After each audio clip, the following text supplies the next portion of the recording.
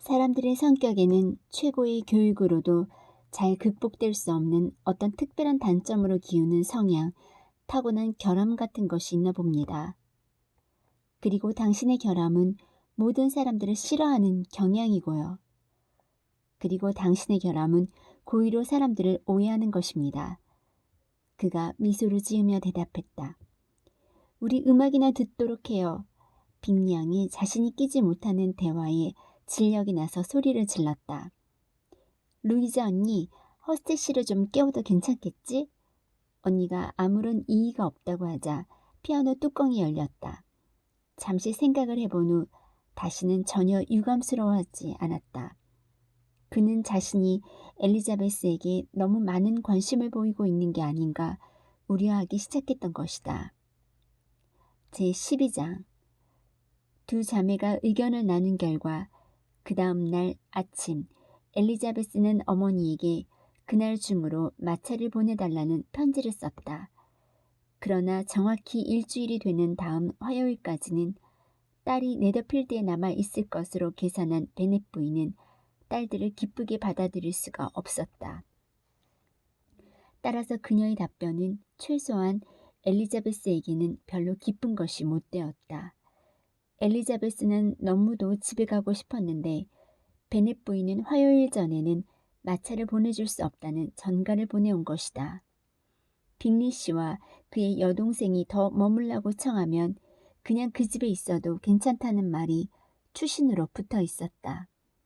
그러나 엘리자베스는 더 머물지 않겠다는 결심이 확고했고 또 더 머물라는 청이 있을 거라고 기대하지도 않았다. 반대로 필요 없이 남의 집에 너무 오래 머물고 있다고 생각될까봐 엘리자베스는 제인에게 당장 빅리 씨의 마차를 빌리라고 재촉했다. 그래서 마침내 그날 아침 네더필드를 떠난다는 원래의 계획을 알리고 마차를 부탁하기로 결정났다. 이 얘기가 전해지자 여기저기서 우려의 말이 쏟아졌다. 적어도 그 다음 날까지 하루만 더 머물라고 어찌나 청하는지 제인은 그러기로 했다. 그래서 다음 날로 하루가 더 연기되었다. 그러자 빅리 양은 더 있다 가라고 제안한 것이 후회가 되었다. 왜냐하면 자매 가운데 한 사람에 대한 질투와 싫은 감정이 다른 한 사람에 대한 애정을 훨씬 웃돌았기 때문이다. 집주인은 그들이 그렇게 빨리 가야만 한다는 얘기를 듣고 정말 슬퍼했다. 그는 안전하지 않다, 충분히 회복되지 않았다며 계속 베넷 양을 설득했다. 그러나 제인은 자신이 옳다고 느낄 때는 단호한 면이 있었다. 다시 씨에게는 반가운 소식이었다. 다시 씨에게는 반가운 소식이었다. 그만하면 엘리자베스는 네더필드에 오래 있었다. 그녀는 그가 바라는 것 이상으로 그의 마음을 끌었다. 게다가 빅리 양은 그녀에게 무례하게 굴었고 평소보다 자신을 더 놀려댔다. 현명하게도 그는 이제 엘리자베스를 좋아하는 기색이나 그의 행복에 영향을 주겠다는 희망을 그녀가 품게 할 행동을 무심코 드러내지 않도록 특히 주의해야겠다고 마음먹었다. 그런 생각이 혹시라도 엿보였다면 마지막 날 보일 자신의 행동이 그것을 확인시키거나 아예 싹을 꺾어버리는데 실질적인 역할을 할 것이 틀림없을 거라고 의식했기 때문이다.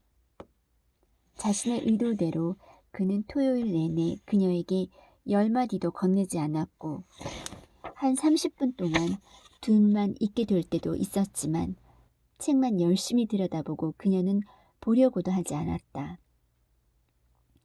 일요일의 아침 예배가 끝난 후 모두들 화기애애하게 작별 인사를 나누었다.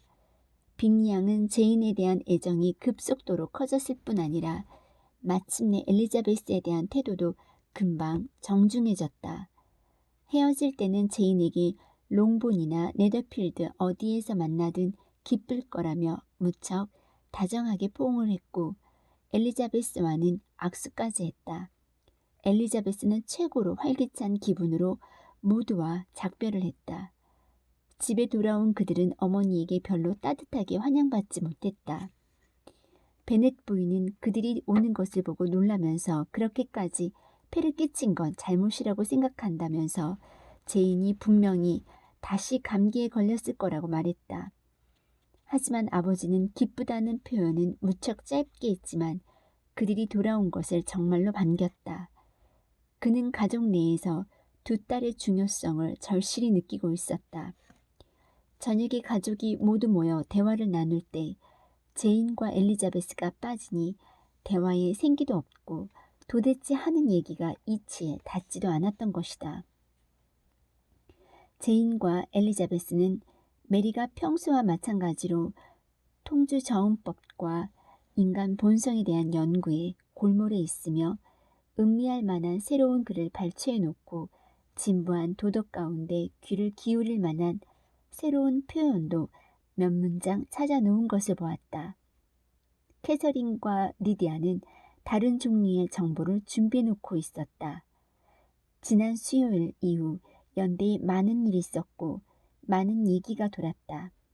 최근에 장교 몇 사람이 이모부 댁에서 식사를 했으며 사병 한 사람이 채찍으로 벌을 받았고 포스터 대령이 결혼할 것이라는 얘기가 실제로 나왔다는 것이다.